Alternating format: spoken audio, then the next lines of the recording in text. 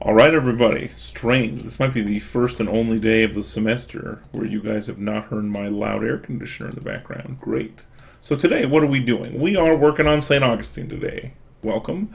Officially, we are doing Confessions, if anybody's curious. Although City of God is it's a more intellectually famous work, it's 4 times as long. So most priests and ministers I know barely can read City of God, so I'm not going to subject you guys to that. We got the I'd say easier of the two of his famous books. So if you want to read City of God after this, you know, Godspeed. But yeah, we're doing Confessions because it's much more narrative, and I think it still underlines his basic ideas. So it's a pretty good book to do. Yeah, so we're going to span 3 weeks, so that's 6 classes, I think. We're going to have roughly 6 classes on St. Augustine's Confessions. Especially because we want to get to the end of his book. The last 3 chapters are interesting time theory. So, and we'll get there. Alright, so welcome everybody. Yeah, Marcus Aurelius is gone. So if you want to finish that, I recommend it. And the videos are still up for a couple weeks. So, alright. Today, we're going to jump into this. So we have our intro from our book. It's not a bad intro. It's a bit abbreviated, like I said in the Discord before class. There's a certain amount of, I'm trying to think of a good way to say it. Unlike the other books we've studied, right, where kind of the assumption is nobody knows what's going on, like anybody who'd be studying it in college is probably equally unaware, right? That's kind of the mentality. With something like Confessions, excuse me, still early in the morning, I didn't have enough coffee. With something like Confessions, right, we're running into our first book, even though it's a 1,600-year-old book. This is our first book that I would say is actively studied by laymen. Regular people read this book still. It's still widely read. It's very popular. I mean, obviously in Christian circles, right? Christians went from even St. Augustine's time, where they're approved religion but small. I mean, you know, they're maybe half the population, to now they're half the population, but of like most of the countries in the world, right? So that's a big population shift. Although I guess scale is about the same. That's an interesting way to think about it. But this is a very well-studied book. And so now we're getting to both contemporary issues, you know, like it's an old book that has a connection to now literally. And also, as we did in our early poll, right, about half the class is at least background, I think it was 55%, is in Christianity. So this will be more familiar to a lot of people in the class. And like even compared like with Buddhism, right? Like there's more Buddhists in our class than people who would say I'm a Confucian by religion, right? So it's something to keep in mind, which kind of changes the way the book's addressed, but I don't think it's a bad thing, it's just a different thing. Alright, so to quote our translator, and our translator is a pretty famous, I'm pretty sure he's a Catholic academic. Yeah, it says here, if you look on our very first page, again, this is why Penguin Classics is a nice addition. They tell you something about the guy, and they tell you something about the translator. Our translator, R.S. Pinecoffin, is a Roman Catholic. He educated at Cambridge. So he's a pretty famous Catholic translator, just so you know. So again, most people, when you read a saint, most people assume that it's a Catholic reading it. So there's a lot of assumptions that if you're not a Catholic, it might be a little rough. So if any of that doesn't make sense, let me know. It tells us all who is St. Augustine of Hippo, right? He is the great doctor of the Latin Church. He's born in North Africa, son of a pagan father, Christian mother. He was brought up as a Christian. At the age of 16, he went to study education for law and rhetoric. He eventually became a philosopher, a Manichaean. We'll talk about what that is. He eventually goes to Italy, meets St. Ambrose, converts to Christianity, becomes a bishop, goes back to North Africa, and then it mentions how prolific he is. By the way, this is important. We'll talk about it a little bit more later. His written output is vast. Surviving 113 books, 200 letters, 500 sermons. So he is not only one of the most prolific authors in human history, he's one of the most prolific he is the most prolific author of the classic world still remaining. We have more of his books than any other. But he was, to quote the introduction by Pine, why is he so famous? And why is this book famous? Why are we reading it? Well, basically, it's a story of a famous sinner who becomes a great saint. He doesn't even convert until, I think, 32. And that's kind of the special appeal, right? He's not pretending to be better than you, right? It's like, oh no, I did all the things. And even the quote on the back of the book, right? If you flip your book over, it says, "As a youth I prayed to you for chastity and said, quote, give me chastity and continence, but not yet." A lot of famous quotes in this book.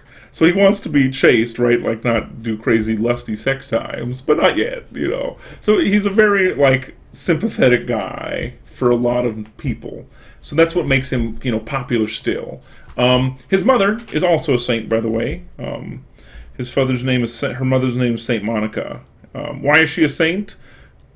You'll find out by the end of this book. But basically, she spent her whole life believing in him, and it took half his life for him to see, like, oh, Mom, you're right. So, and it even mentions in our intro here, what was that? It is clear that he was always a good and affectionate son, although he may not have appreciated Saint Monica's true worth until after his own conversion. On her deathbed, she told him that she had never heard him speak a harsh word against her, and this is not hard to believe. And whatever sins he felt himself bound to confess, right? This is called confession, so he's confessing things he did wrong, too. Unkindness in others was not one of them. So this leads us to, like, confessing as a thing, but also the point of this book. Well, our translator, even though our translator is a Catholic, he points out St. Augustine is a bit unnecessarily harsh on himself. And part of his argument for this, he points out that St. Augustine was what's the way he says it? He was a well-educated man. I don't think that's a defense against harshness, but it kind of shows people can sometimes view this book as very, like, harsh. If you don't know what confession is, right, it's in the early church, and I guess up until now, right, it's the idea that if you do things wrong as a Christian, you then have to confess them to God, and He'll forgive you, but you have to confess them, right? They can't just be passive, so you have to say them. And for medieval to modern Catholics, they also have, like, you confess to a priest. In St. Augustine's time, you normally did it in public, actually. You can either confess in a book like this, or you just, like, shout it out in the church. Although that ran into some practical problems. Practically speaking, think about it, right? Like, what if everybody there isn't a good Christian and they want to, like, use what you're yelling out for blackmail? Yeah, it may not have been the best early church practice, I'm not gonna lie. Okay, so, and then we get kind of an overview of his life. This is a great question. I'm gonna interrupt because it's such a good question. So somebody asks, my grandma would be disappointed in me asking this, but when does Christianity differ or split from Catholicism? Okay, so we're going to get, when I refer to anything in this book, if I ever say Orthodox or Christianity or Catholicism, they all mean the same thing in St. Augustine's time. Catholic literally only means, small c Catholic, that word just means universal church. That's all it means. That's literally the definition of the church, right? So the whole church is the Catholic Church. So that's what it means definitionally. Now that definition's been shifted a bit. Why? In the 11th century, there was something called the Great Schism, where all the Greek churches and the Latin churches had a bit of a divorce. They had a fight over one of their most important documents, which was called the Nicene Creed, and they broke up. Oops. And then 500 years later, a bunch of the Latin church broke off. So, since 500 years ago, the Latin Church is where you had, like, separations between, like, Roman Catholic and everybody else. And then 1,000 years ago is where you had the split between, like, Eastern Orthodox and Roman Catholics. So there's been two major splits, basically. But since this happens in 400, there isn't a major split yet. That's a great question. So, like, we're in the United States, right? The United States is still majority Protestant. So Protestants, for the most part, they aren't Roman Catholics, although lots of Protestants might call themselves Catholic, as in they believe they're in the universal church, they just don't like the Pope or the Roman Church. So Yeah, it's complicated politics. Let's just say it that way, right? It's politics and theology and nationality. It's got a lot of things mixed up in it. Yeah, welcome. It's a good question, though. Thank you. Did I see any other questions? No. Hopefully that helped. Let me know if that was clear enough. If it's not clear, I can give more detail. I know way too much. My undergraduate degree is in European history, and I took at least 2 or 3 classes on like the Reformation and the Schism, and then medieval world, ancient world. Yeah, I know maybe a little too much about this. I know 8 out of 10 about a lot of stuff. So, all right, let's keep going. In Augustine's time, he spends his first 10 years after becoming a student. He basically becomes a heretic. Now, if you're like, Professor Zeiss, or heretic is relative. Well, okay. Basically, every religion, right, has what you'd call like the traditional practice, right, which also could be called orthodoxy. Even we talked about Confucianism. Confucianism has an orthodoxy, right? It's the teachings of Confucius and Mencius, and then things that would be heterodox or heresy would be the things taught by others that go against the teaching. So if you remember Mencius, right? Mencius talked about the egoists and the people who wanted universal love for all. So they had heretics too. So heretics means you go against like orthodox teaching. So Manichaeans were semi-Christian heretics.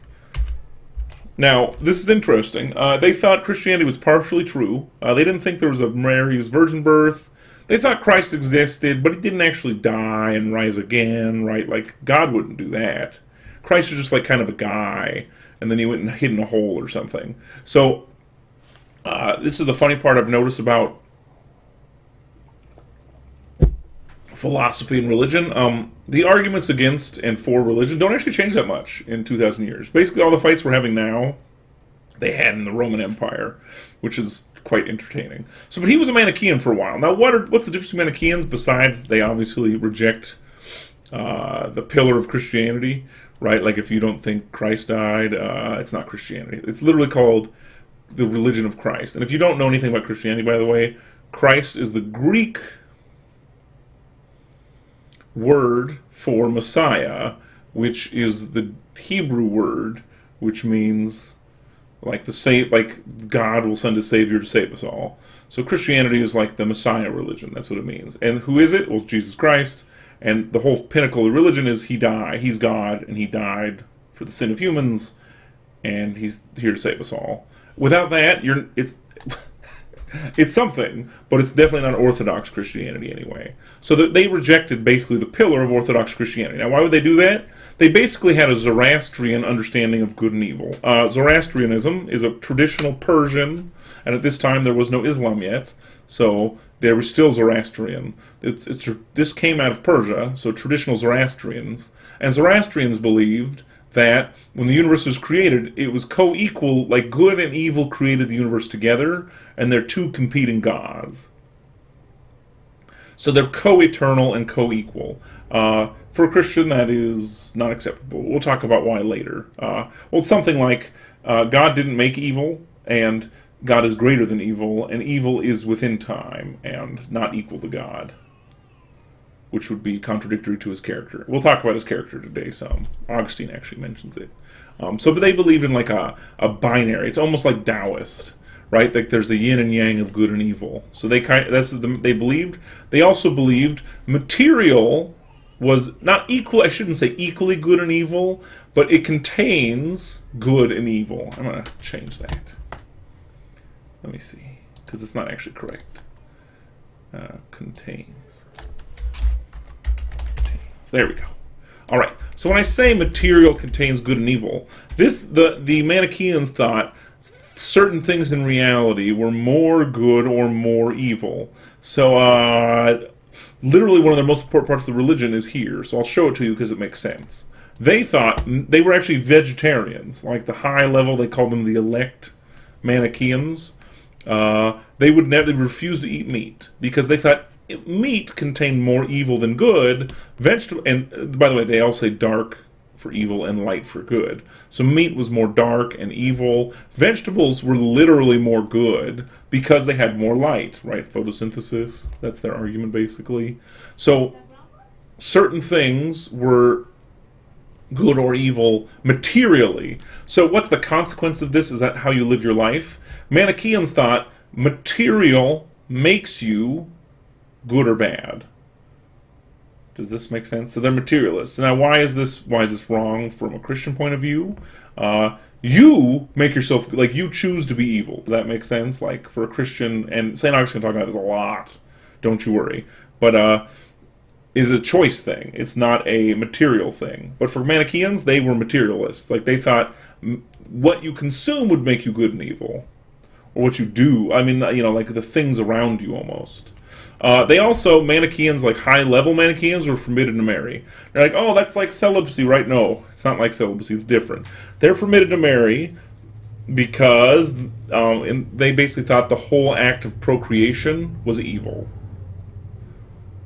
Now, if you ask a good question, Professor, how are they supposed to have more Manichaeans? Well, don't worry, only the leaders were forbidden to marry. The regular, like, aspirants could marry. That's fine.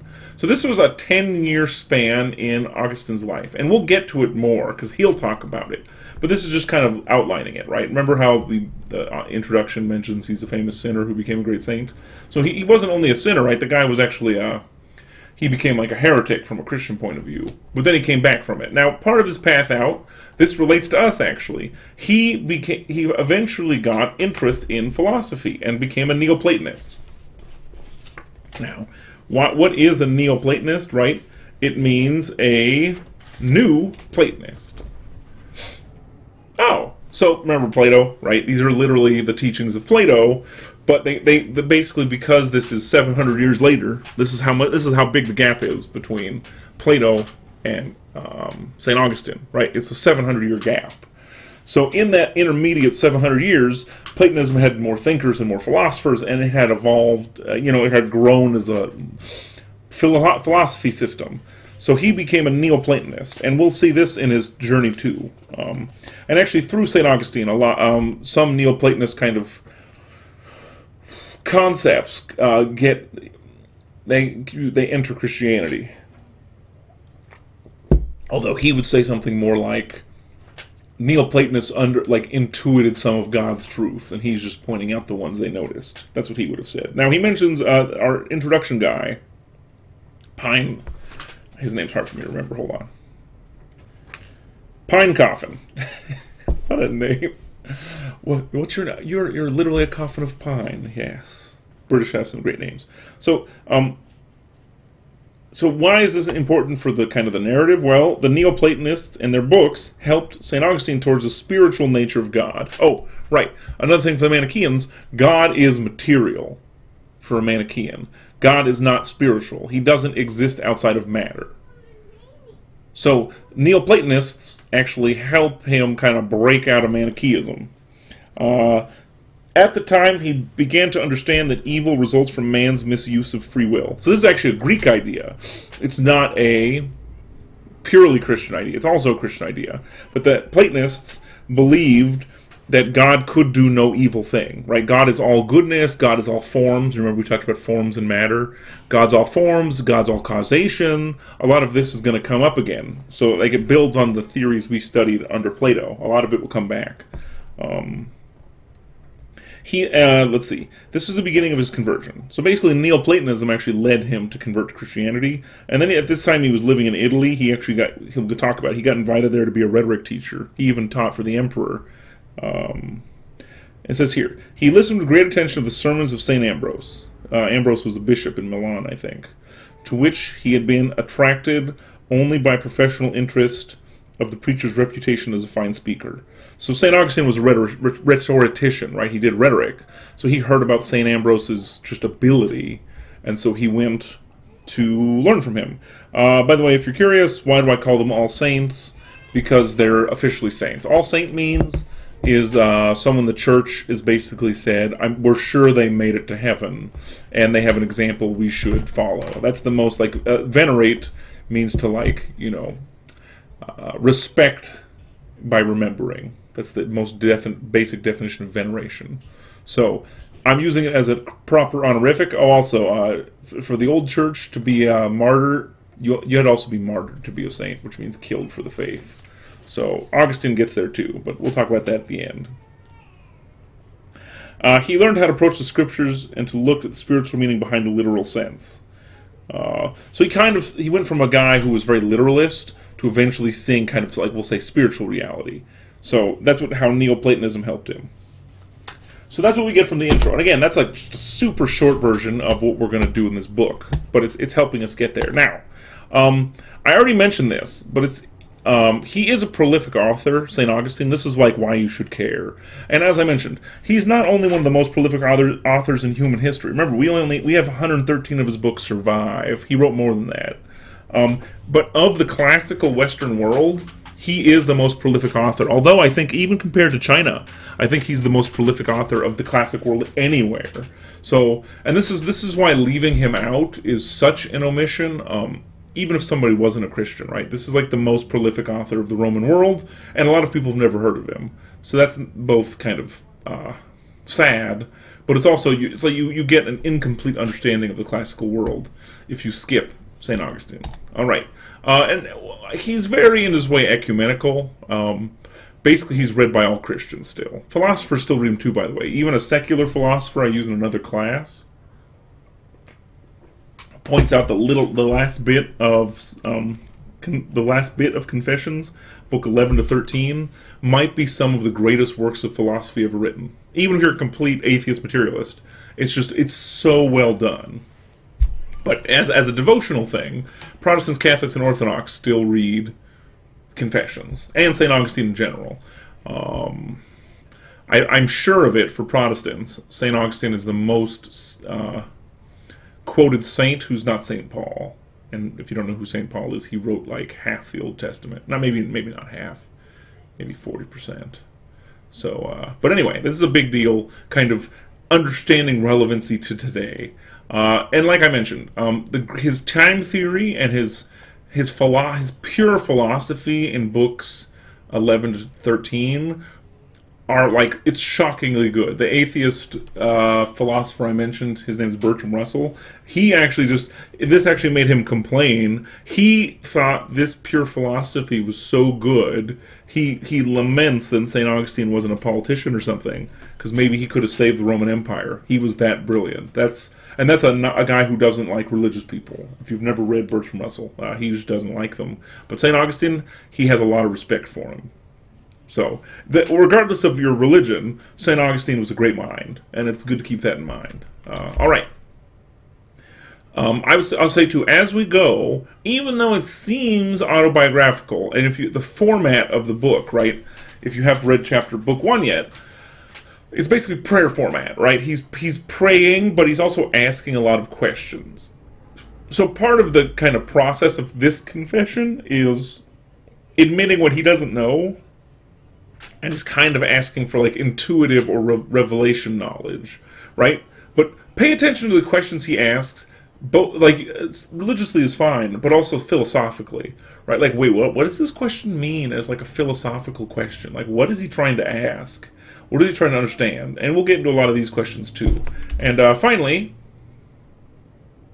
pay attention to the basics of the system he's explaining. So, like, what traits does he attribute to God? You know, what are virtues? What are good things we should be doing? What are things we shouldn't be doing? And this book is designed for use, as the introduction says, catechumens. If you've never heard the word catechumens because you're not a Catholic, or I guess a traditional Lutheran or something, it's somebody who's trying to learn the religion.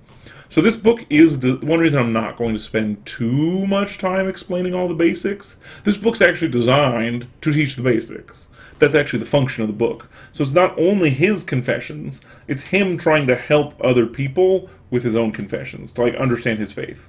So that's the design of the book, actually. So I'm not smuggling it or anything, right? That's what the book's supposed to do. So the book itself should be illuminating kind of what Christians think as a system. So by the end, like with the last 4 books we read, right?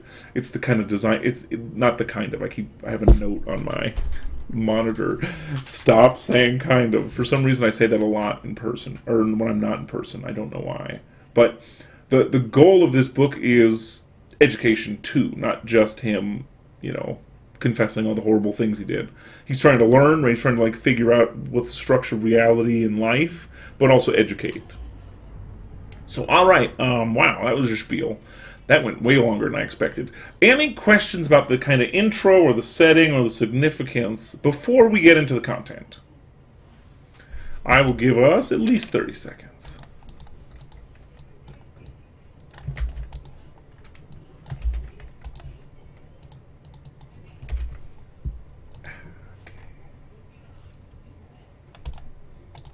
Let's check and check.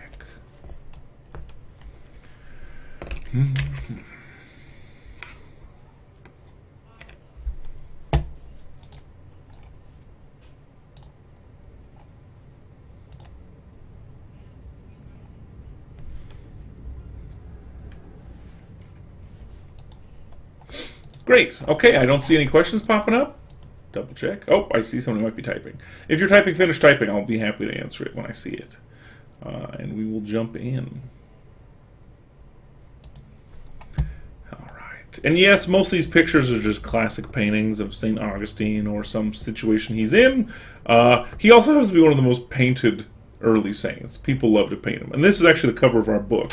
If you had the Penguin Classics version, this is the conversion of St. Augustine, this picture here. I think it is. Let's see. Oh yeah, if you look at the back of your book, it tells us. The conversion of St. Augustine from Fra Angelico from Cherbourg. Yeah. So, yeah, we'll get there. That's just part of the story, too. But we're not there yet. But this is the very famous picture. All right. So, this book opens. We'll just go right on through it like we did last time. So, I'm getting my book out. Hopefully, we'll finish book 1 today. And remember, we mentioned, and the introduction mentioned, and I mentioned, this book is both a prayer and a confession and an educational work and his kind of exploring theology and philosophy at the same time. Now, I'll point out something really quick. If you read any ancients, basically in the ancient world, they refuse to be kind of pigeonholed in separating genres like we do. They would think we are way too focused. So for the ancient world, all of these together in one book was considered a good book. Because think about it, you didn't have very many books. You rarely got to read them. It's, you know, the separation wasn't that important to people. All right. So we have the early questions of what this book is trying to do. And we also get traits. He asks a question. And remember, I said pay attention to his questions. And anything in italics, by the way, if you didn't figure this out yet, with the footnotes, they're Bible quotes. So St. Augustine is famous as being someone who is seeped in Scripture. He is very good at quoting the Bible verbatim. And if you don't know what the Bible is, it's the holy book of the Christians, right? And it contains the revealed Word of God, according to Christians, right? So it's the book we're not reading, but if you're curious, it's free online, when you can go look up all the citations. So the first question he asks, can any praise be worthy of the Lord's majesty? How magnificent his strength, how inscrutable his wisdom. That's a quote from Psalms. And he says, let's see. He wants to know, so he says, the second paragraph, he says, grant me, Lord, to know and understand whether a man is first to pray to you for help or to praise you, and whether he must know you before he can call you for his aid. If he does not know you, how can he pray to you? For he may call for some other help, mistaking it for yours. So he asks a kind of an important question here, right? If we're trying to decide, and all these books we're reading, right? How can we be good people? If there's a divine, how does it reveal its will to us? It's actually a really good question to ask. He asks the next paragraph, or are meant to pray to you and learn to know you through their prayers. So this is kind of the thesis of the book, actually. Can you learn about God by just praying and asking God to teach you? If the Greeks are right, or we could say if the Confucians are right, or if the Christians are right, if God is absolute and all the good things, could he reveal himself to you if you tried to ask? And he says, he quotes again, only how are they to call upon the Lord until they have learned to believe in him, and how are they that believe in him without a preacher to listen to? And again, this is, he'll get into the kind of, as the introduction mentions, he had a lot of trouble with evil. So the road out of evil, how does that work? Like if there's the things we shouldn't be doing, right, evil, and there's things we should be doing, which are good things, how do you learn that? Like if you say you didn't have a preacher. So, this is the basic question, right? If he's right, because St. Augustine's a Christian, at this point he's a bishop, and he's asserting one can know God, then how do you look for him? Right? Think about that philosophically. That's actually a really good question. Like, and any good philosophy should be answering that, right? Like, and especially if it's a religious philosophy, how can one know the truth if you search for it? So that's the kind of intro to this. How does one look for God? It's, again, a good philosophical question, too. Especially if you're asserting to know the truth about it. All right. The next one is questions the existence and presence of God. This is how you see Augustine as very much a philosopher, too. He asks questions like, how shall I call upon God for aid, right, help? And how can I make any of my Lord, my God, to come to myself? What place is there in me which my God can come? What place can receive the God who made heaven and earth? And he says, does this mean something like me is fit to contain you? Right, that doesn't make sense. Can heaven and earth, which you made, even contain you? Or, since nothing that exists could exist without you, does this mean that whatever exists does, in the sense, contain you? Like, he's trying to understand the constraints, right? So, like, where can God be? If he's right, and there's a God, can I contain him? That feels weird, right? How does a finite contain an infinite? Again, these are, like, logical questions. And let's see, is there any other part of this I want to point out? And then he asked the reverse question. If I exist in you, right, not does God exist in us, but do we exist in God, how can I call upon you and you come to me? And where would you come from?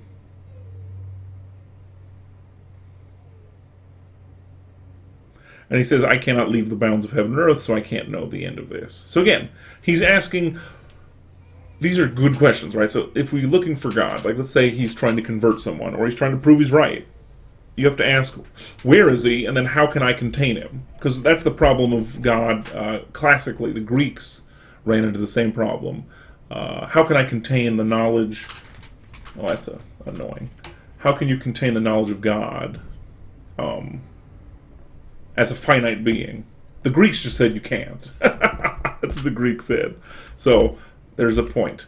And then he goes into the limits of the infinite. I'm not going to read this whole section, but he said, do heaven and the earth then contain the whole of you, since you fill them?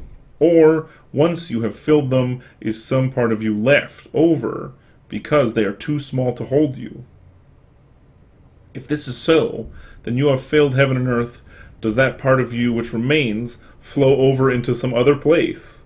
Or is it that you have no need to be contained in anything, because you contain all things in yourself, and fill them by reason of the very fact you contain them? For the things which you fill by containing them do not sustain or support you as water vessel supports the liquid which fills it. Even if they were broken into pieces, you would not flow out of them and away. And when you pour yourself over us, you are not drawn down, but draw us up to yourself.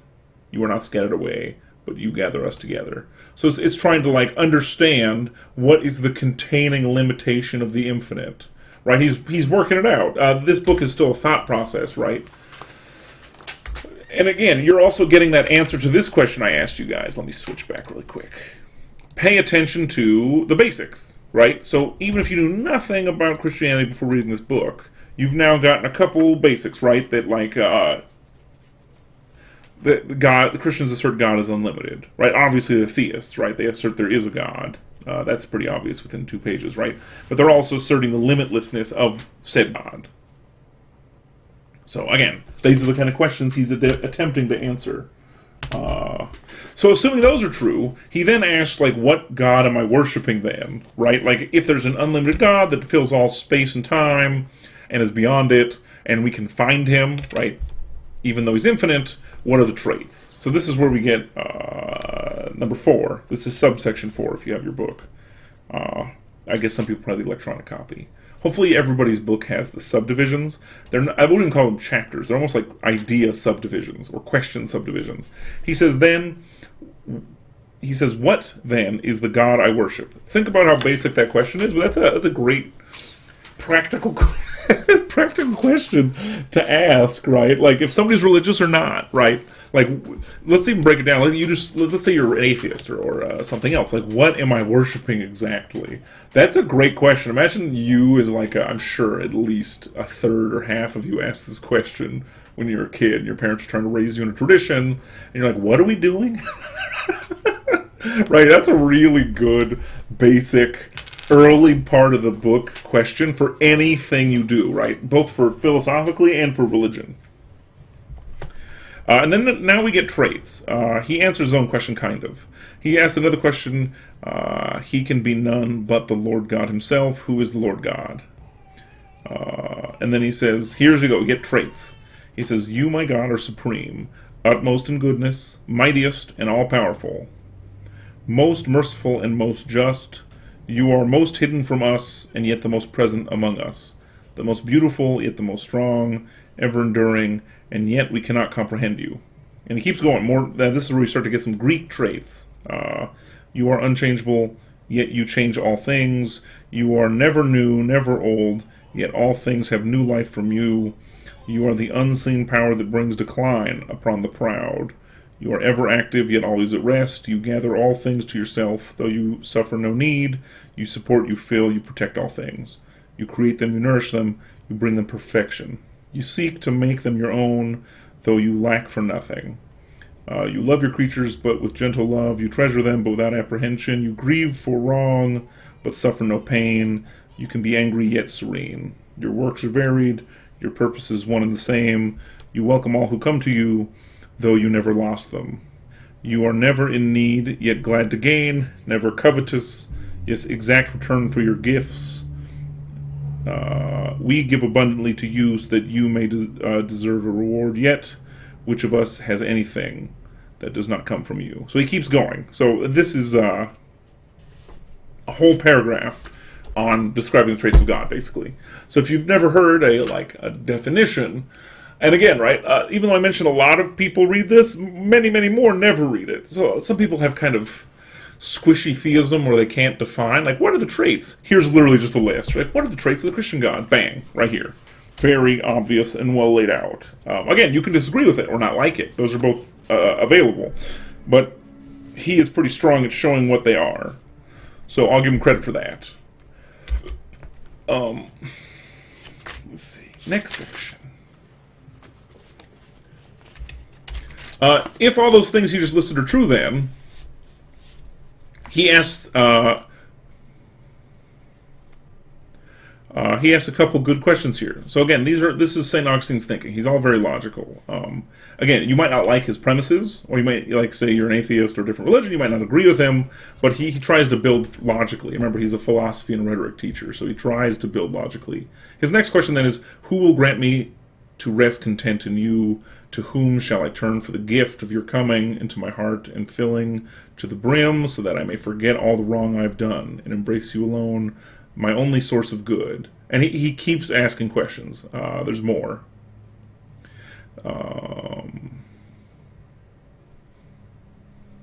Let me see here.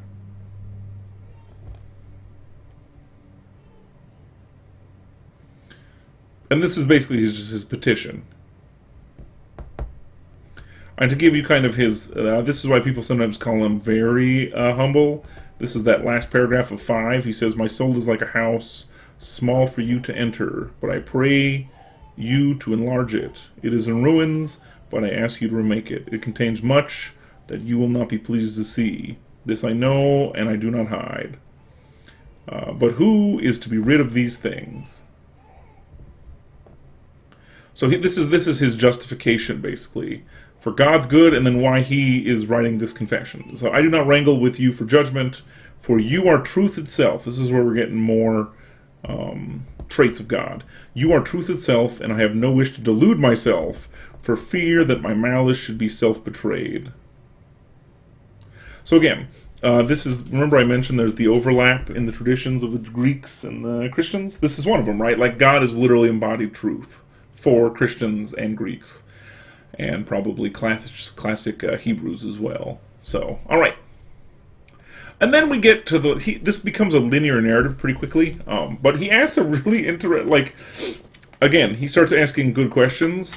He asks, where do we come from before we exist? This is even we didn't talk about Buddhism in this class. This is a great Buddhist koan too, right? Like, what's your face before you were born?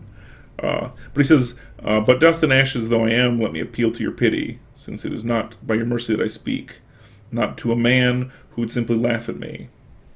So the question he says here is, Lord, is that I did not know where I came from when I was born into this life which leads to death, or should I say, this death which leads to life. So he wants to know where we started, right? Where do we come from?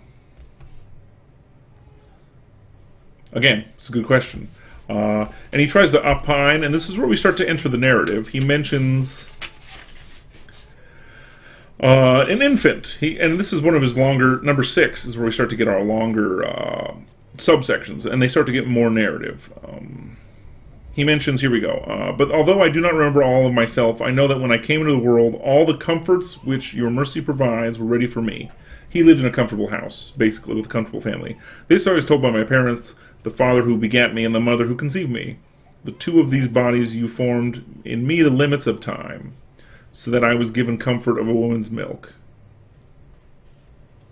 And then he explains the next paragraph down. It starts with, but neither my mothers nor my nurses filled their breasts with their own accord, for it is you who use them, as your law prescribes, to give me infant food and to share the riches, which you distribute even among the very humblest of all created things. So he talks about how kind of the ordering of the universe works here. This is what Christians would call kind of like providential order, right? For a Christian, God made everything, including the order of how biological life works. So he's just being grateful, basically. And then he's reporting about his being a baby. So this starts literally him, like, preconception, right? Like, what is the traits of God? And then he gets right into birth, but he starts with not with general birth, but his birth. So this is both an autobiography and an educational and a confession and a philosophical work all at the same time. So he says, later I began to smile as well, first in my sleep, then when I was awake. Others told me this about myself, and I believe what they said, because we see other babies do the same. And he says, obviously, but I cannot remember myself. And he says, little by little, I begin to realize where I was.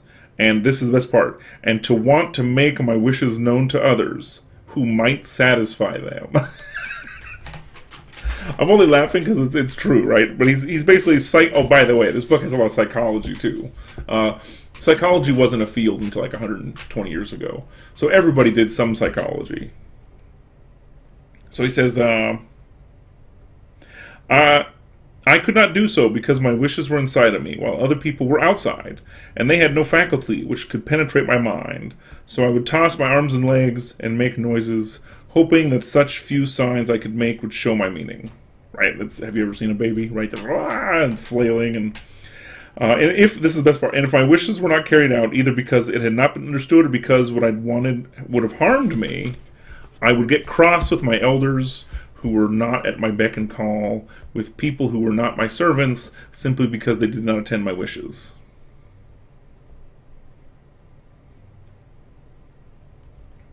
And he mentions, I would take my revenge by bursting into tears if they'd ignored him. By watching babies, I've learnt this is how they behave, and they, quite unconsciously, have done more than those who brought me up. And all I knew about it to convince me that I behaved just the same way myself.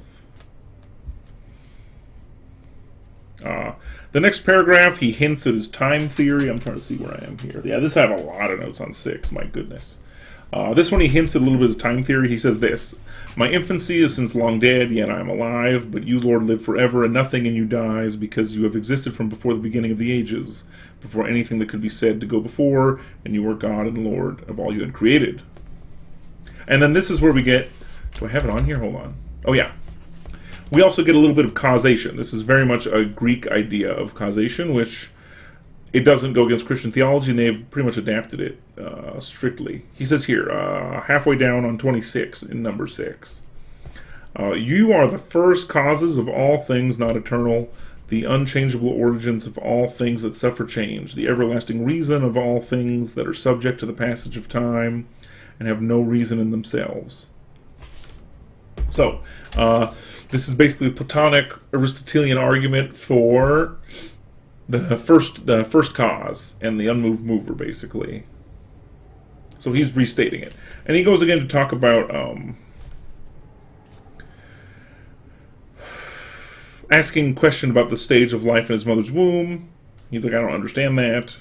He says, this is I spent my time in my mother's womb, for I've learned little about that too, and I myself have seen women who were pregnant. But what came before that, O God of my delight? Was I anywhere? Was I anybody? These are questions I must put to you, for I have no one else to answer them. Right? Nobody knows what comes before that, right? Like, what's before conception or early conception? Good question, right? And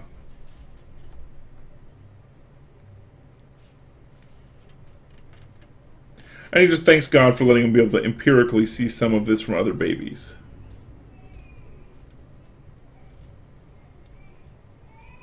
And he asks, like, where does existence come from? Can man be any man skilled to fabricate himself, or can there be some channel by which we derive our life and our very existence from other source than you?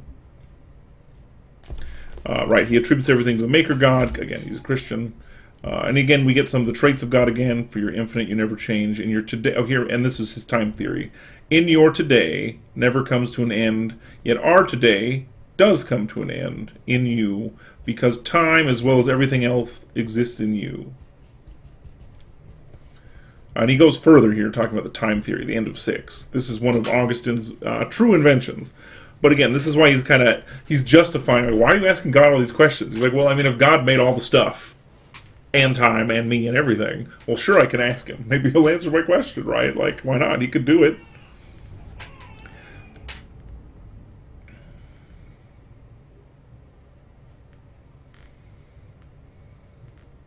And then he says, he answers, like, why are you asking these questions at all? I love it.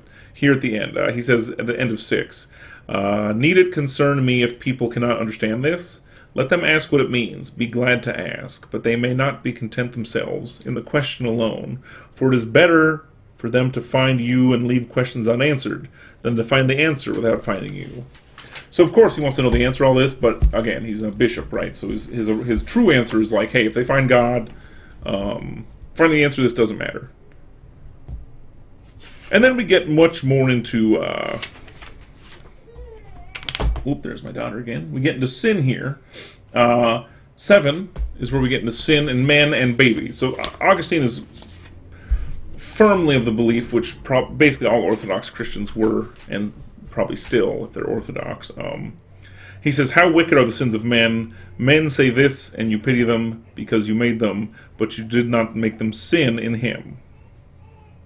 And then he asks the next question, which is, who can recall to me the sins I committed as a baby? For in your sight no man is free from sin, not even a child who lived only one day on earth. Who can show me what my sins were?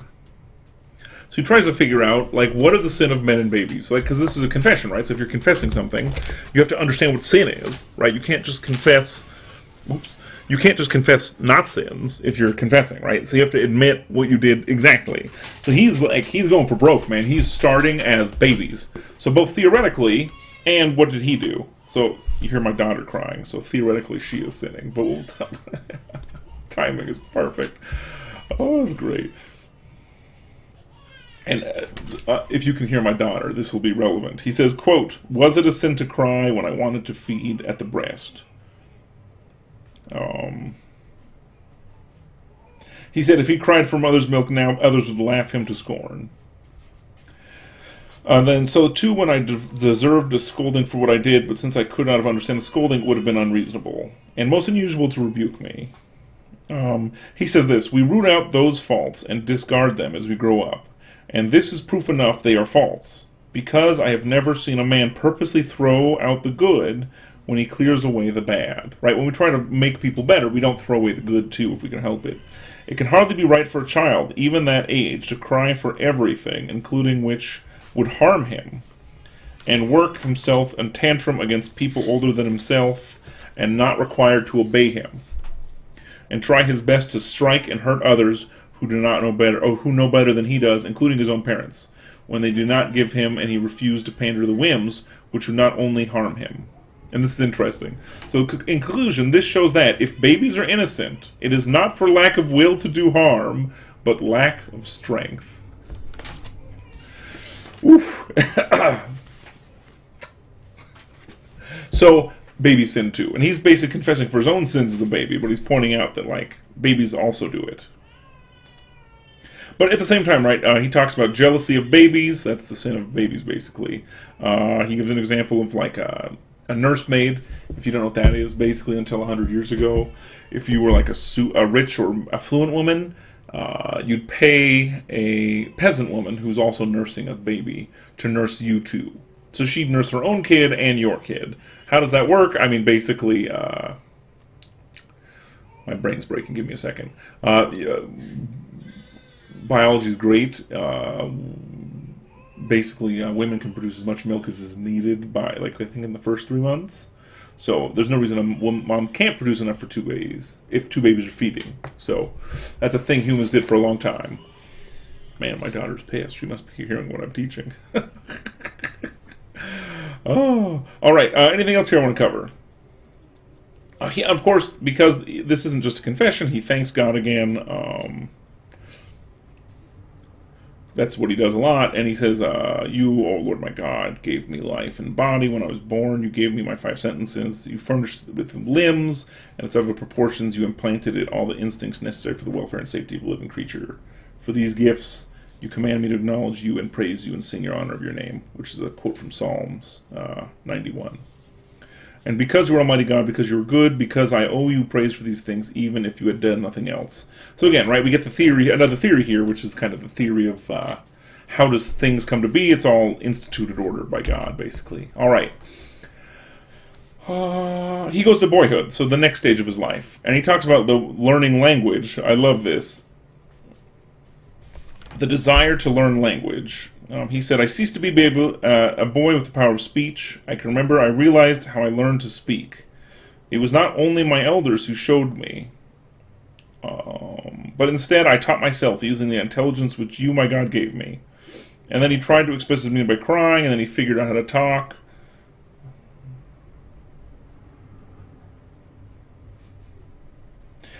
He basically kind of explains the process of how kids learn to speak, but also the why.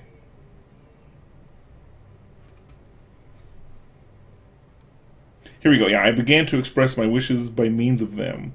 In this way, I made my wants known to my family, and they made theirs known to me, and I took further steps into the stormy life of human society. He loves his prose, guys. It's great. Although I was still subject to the authority of my parents and the will of my elders. So, even learning a language, right, it has a purpose, right, to kind of impose your will on others better. Or I can say more of it, there's a good and a bad purpose for things, right? So the good way to use it to be communicate with your elders and respect them, and the negative way would be to try to impose your will, right? So all of these things can be used badly. That's the idea. And I love this next part. I can't skip it.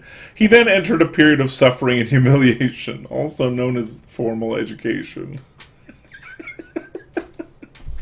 Oh, I shouldn't laugh so much, but it's funny.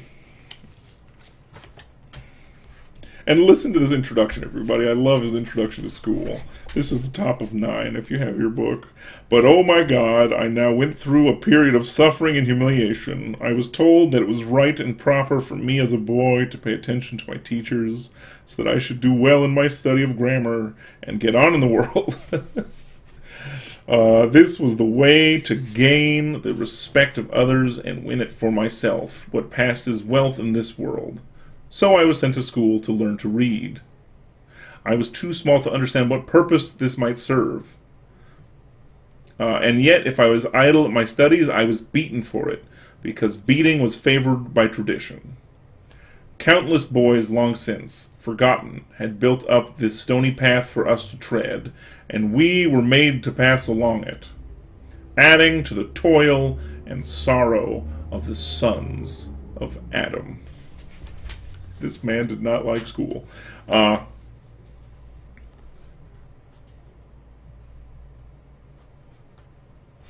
he actually compares... he compares this to torture. Not even kidding. The rack and the let's see. Yeah, we're gonna stop here. This will be our last slide. But he compares it. He says, "O Lord, throughout the world, men beseech you to preserve them from the rack and the hook and various similar tortures which terrify them." And he mentions the first thing he prayed for as a kid is he prayed to not be beat at school. And he says, in those days, beatings were my one great bugbear. And why'd they get beat? Mostly they got beat for studying instead of playing. And he has a great quote here on beating I don't want to skip. He says, O Lord, we had so much both sufficient for our years' intelligence, but we enjoyed playing games and were punished for them by men who played games themselves. However, grown-up games are known as quote-unquote business. Even though boys' games are much the same, they are punished for them by their elders. No one pities either the boys or the men, though surely we deserved pity. For I cannot believe that a good judge would approve of the beatings I received as a boy on the ground that my games delayed the progress of studying subjects which would enable me to play a less credible game later in life. Oof.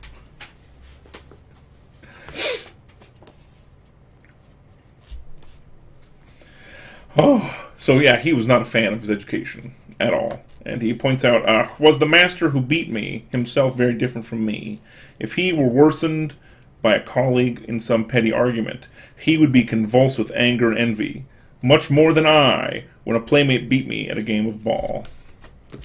So not only was the education kind of, suffering and humiliation because it was the tradition, the people who would beat them would do the same things, right? And even the quote-unquote business of being an adult, St. Augustine's pointing out, it was basically a game, but it was like it was even a less moral game. So it, by the way, very anti-beating here. Yeah, if you notice that. There was another quote. Did he mention it here later? Let's see.